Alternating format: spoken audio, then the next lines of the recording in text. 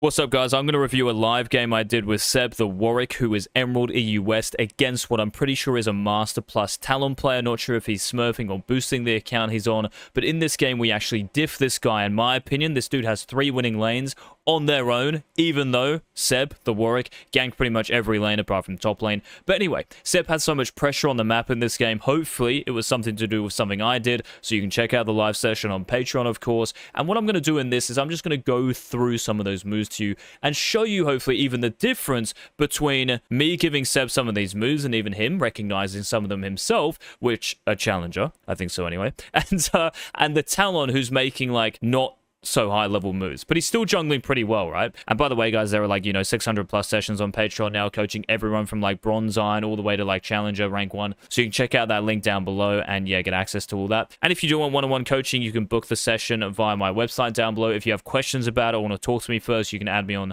Discord and we can have a chat. Anyway, let's go. So Seb in this game, very kind of like quiet early game here. The only thing I told Seb to do was around like 3 minutes here when he transitions to his bot side. So as you can see, nothing top, nothing mid, and nothing bot. The only thing here to think about is if the Talon, who's also going to be level 3 because it's 245, he could have done Raptors, Red Krugs, and into this bot lane gank, right, because bot lane is pushed up. So all I told Seb was to do during the live game was just to ping bot lane. Even if Talon is pathing top, we don't even really care about Shen because he's full HP, nor Zed, right? Maybe Zed a little bit here in case of this, but it's unlikely, right? The most likely play, or the worst play for us that Talon has, is actually ganking up bot lane and killing them.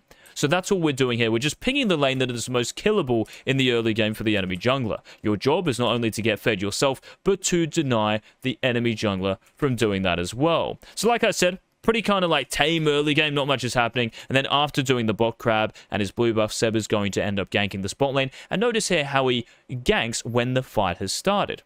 What's really important here is you don't gank like this. So if Seb was like, pop his ghost here, right, it'd be very presumptuous. We're really hoping that Pyke lands something. Go in when he does land something. So as soon as Pyke goes in here and the Kaiser is stunned, we can come in here and try to kill these 2 players. We get 1 kill. And this continues for a little bit. The Talon comes down here. This is going to continue for a little bit. Seb ends up having his E back up. Rakan goes in and he ends up picking up the kill on Rakan. Talon gets a kill here as well and they just trade. So at this point in time, the Talon and Warwick are very, very even. Okay, now when Seb recalls here, it's important to buy items quickly. And all we're going to do out of base, like, do we have a kill? Can we go back here? Well, it's important to understand, guys, that this bot wave is going to push back into our side. Why? Because it's shoved. Any lane that is shoved, as long as your champions aren't just going nuts on the wave, right? Any lane that is shoved like this and crash on the enemy tower is going to push back to you. So it's interesting here how we just gank the Kaiser and Rakan, who have no summoner spells. We can re-gank them in about a minute or so's time, right? Because the wave will be pushing back to us. Step out of base here is going to go to Krugs. Takes a little bit long here. While running to Krugs, you think, can I kill the Renekton? Notice there how I just said, can I kill the enemy top laner or the enemy laner you are thinking about killing them? That's the best situation possible if you can actually kill them yourself. Therefore, you are not relying on your teammate. Everyone will ask this. Even high elo players do this. Can we kill this champion? It should be, can I? Ask this to yourself first. That means you don't even need Shen to land a taunt. Or even auto-attack the Renekton if he's like this HP, right? You can just come in and kill him yourself. That's why it's important to look at the HP. That's always the biggest determining factor before you actually decide to go and kill someone, right? Seb knows that here, he could gank Renekton, but the Renekton has ran off, right? So let's do Krugs. We're still in a position to gank on the next wave, but it looks likely here the Renekton is backed off, especially on a cannon wave, right? Which is what has happened. So Seb is going to go Krugs, and he's going to go Raptors. Now, we actually got information here that Talon died to his Krugs or something randomly. And Seb actually asked me here, well, when Talon dies, and we know he started bot side, right? Why can't we just go like this into this? The reason this is difficult is because out of base here, Talon could easily run here, expecting the Warwick to do this. Also, what's difficult, if Seb was to do this straight after Krugs, is it's like, what do we do afterwards? Do we go like Gromp, Wolves, and Raptors and hope he's going back to his bot side? Not thinking about our counterplay? So it's very difficult for Seb to actually do that, also given the fact that his lanes don't have priority. Yes, the Warwick is in a decent position, but Talon's also quite fed, and his top lane is doing better, his mid lane is doing better. I don't really want to go in there when I don't have any prior, and I don't have a significant advantage on the enemy jungler. So quite simply here, Krugs into Raptors. Now after this, we decide to end up ganking mid here, simply because the Malphite does not have his ultimate, right? And with Zed's ultimate, and also with us being off a base and quite strong, I thought here the Seb with the Zed could kill this Malphite. Unfortunately though, it doesn't work out, but they actually would have got the kill here had one of them, the Malphite sees them, quite simply clicked up here like this. So this gank would have been a kill. The reason we're ganking is because Malphite does not have ultimate. And the Z, remember how Seb just showed there when the fire has started? So there was a 1v1 happening, there was a fire, and we can gank off of that just like bot lane. We are showing when the fire is started. Unfortunately here though, like I said, both of them decide to go down, and now the Malphite just runs all the way around, and we miss a free kill here. So already in this game, even though Seb is 2-0, and it looks quite nice, we're kind of matching this guy, we actually should have got a kill there, which would, again, put us in a better position. And after this, we did have a bit of an opportunity to do Dragon, to be honest. I probably should have told Seb to do that, just because we have prior mid, right? And also prior bot at this point. So it's very difficult for a level 5 Talon who can't 1v1 a Warwick just to run in here. So after this play happens, guys, like after Malphite escapes, instead of hitting walls here, I definitely should have told Seb just to like go straight to Dragon. Even if the Talon checks it, no one cares, right? Because Malphite doesn't have TP or anything. So we actually missed an opportunity to do Dragon here. So instead of wolves and even Crab, I should have told Seb just to do Dragon. So that's an improvement to make. But anyway, after this, what we're going to do is Crab back to Grom. Now I think it's a little difficult because Malphite should be running out of base, and he might even have ultimate backup because he used it a little bit earlier. Also, Talon here could hit level 6 off his bot camps because he does have a lot of experience. You see how he would have this CS. He's probably doing a camp right now. So it's a little bit scarier here doing Dragon, especially when Zed is on a reset with no ultimate and Malphite is coming up sooner. After all this, right, we end up full clearing down to bot lane. And you might be like, but Eagz, red buff is spawning, or has already spawned, and Rift Herald is up soon. This is true, right? But we also know what about the enemy jungler here. The Talon is pathing bot. The only play this guy can make, and guess what? Our bot lane has had priority the whole game. The only play this Talon can make here is ganking bot, right? And if Seb knew about these kind of like micro things, I guess, this would have been just like so snowbally for the red team if he plays this like as well as he could. So Talon comes in here, and unfortunately, what lots of people do, and this is not like Seb's fault, of course, because we didn't know the tech, but basically, when a fight like this happens and the enemy team is really showing like an inclination to kill one of your teammates, you need that teammate, man, to be like a bait, right? The biggest bait of all time. The more they bait, the more overextended, the closer the enemy champions are to you. So what Seb, his basic mistake here, is showing out of this brush way too early and then wastes his E, which is Warwick's probably like even most important ability, on a support who we don't care about. So what I said to Seb was basically, if you just wait in here and show a bit of patience here and let them bait themselves into you, obviously, like, you have to be careful of the vision Ashe will have because she's ignited, so you will be seen. But what Seb can do here, when the Kai'Sa flashes, he can just, he just has to play it patiently. It doesn't even really, like, matter what he does at that point because the fight will be so good. So that's important, guys, right? Like, choosing what enemy champions you're using your abilities on. Trading 1-for-1 for a support or using your big cooldowns on a support isn't really worth it. Or a champion who's probably already dead, right? Because they're 1 HP. Yeah, like maybe you're playing Graves and you're ulting someone on low HP. I've seen that so many times. It's not really worth, yeah? When they're already dead. So try to use your big cooldowns on the big targets. It will really swing these fights. And unfortunately here, you see how close Seb gets to killing the Talon without E. So imagine if he saved his E here. And this would be a huge swing in the game. Talon here also, like, I can kind of tell how he's not challenger. Because when he makes this play against a stronger bot lane and a stronger jungler who can be here level 6 as well, it's really flippy. And the reason this works is just mechanically here. He gets lucky that Seb doesn't use his E and R. Well, his R is good on Kai'Sa, but yeah, his E there, if you use it properly, the blue team does not win this fight. And it's still pretty good for red team. So that would have swung the game as well. Anyway, out of base here, Seb is going to do Krugs. Just a little bit before we saw the Renekton pushed up, but he runs off, we can't kill him. But also running out of base, guys, please make sure that you're looking at the adjacent lanes and trying to time your ganks on the waves so you can kill them, right? Seb does Krugs, and here the map is very scary, right, guys? So it's important to understand that you can see here how Shen used ultimate bot, right? To win this kind of fight, maybe. Also, the Zed mid is getting crushed. Like, if you just look at this, he's got a Vam Scepter, oh my god.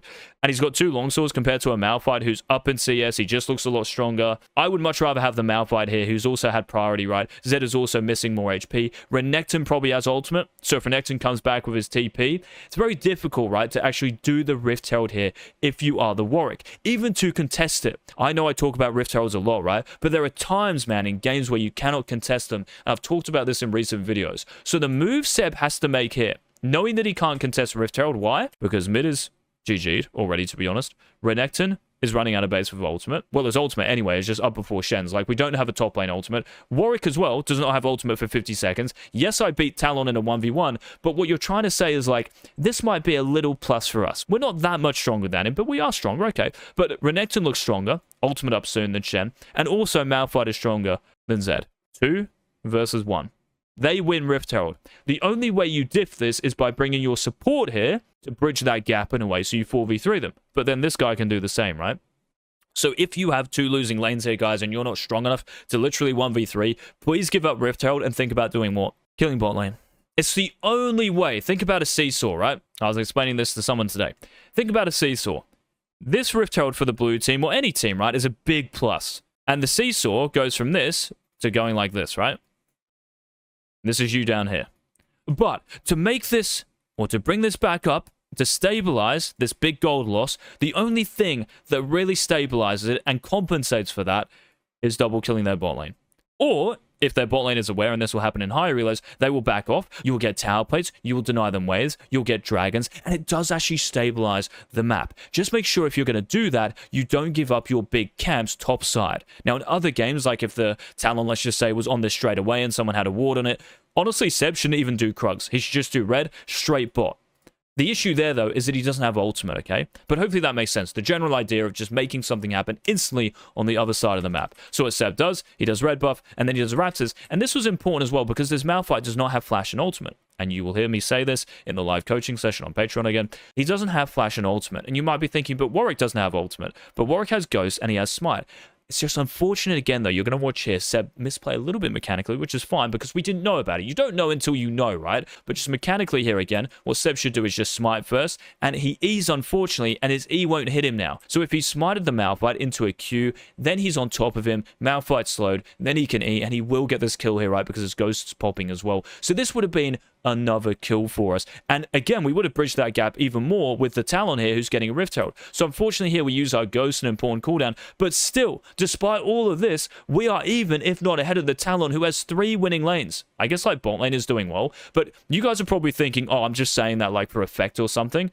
Like how to beat the enemy jungle with 3 losing lanes. Look at bot lane for me. Seb has played around bot, right? And we've killed Kai'Sa like more times than the Talon has killed our Ashe. So Ashe technically, because she's been only dead once compared to Kai'Sa 3 times, should have way more CS, bro. That's what I'm talking about. That's what it should say here. So if you ever see this guy's like a champion who's died 2 more times than another champion, but they still have the same CS, bro, like something's going on. Back to this game. So after this, Seb is going to do walls. We know the Talon's probably on Rift Herald here, right? And even the Shen pings this, and I tell Seb very soon to ping this. And we're looking at bot lane to see if we can kill them here. See what I mean? So even though Kai'Sa and Rakan are backing off right now, we can't kill them. At least what Seb can do is get the dragon and potentially dive them afterwards. So it's a little bit unfortunate here, like he ganked mid lane, because when he ganks mid lane, right, and runs off like this, remember? Their bot lane now knows. So that was why it was so important to kill the Malphite here, because we would have killed the Malphite and then we could have just done dragon straight away. Even if we knew Talon's Raptors were up and we can go Raptors Dragon, we could have done that, but it's hard, right? Because their bot lane can base and be here in like 30 seconds. If we do Raptors and then Dragon, we're treading on thin ice there. It's too close. Just do the Dragon 100%, and then we can always take his Raptors, which is what Seb does, because now we know the Talon is topside. So after all this happens, Seb ends up like thinking about running to this fight because you never know, like the Shen was kind of tanky at that point, but he does end up dying. So here we can take the Talon's Raptors and he's back on Rift Herald. Talon, if he was a good player, would have had Rift Herald a heck of a lot earlier off that prior. So what this guy did was do like this, and then he went into Rift Herald, which gives Warwick also time to almost like flip this fight in a way. It makes it a little bit coin flippy, right? Whereas he could have just started it when Renekton was going to TP back with his ultimate up so soon. Malphite had ultimate, Zed was under tower, and the Warwick is probably pathing bot with no ult, right? So Talon, if he was really good, would have done this earlier, and also here, if he was really good, would just like insta-base, which he might do because it's kind of easy now, and cover this bot play off.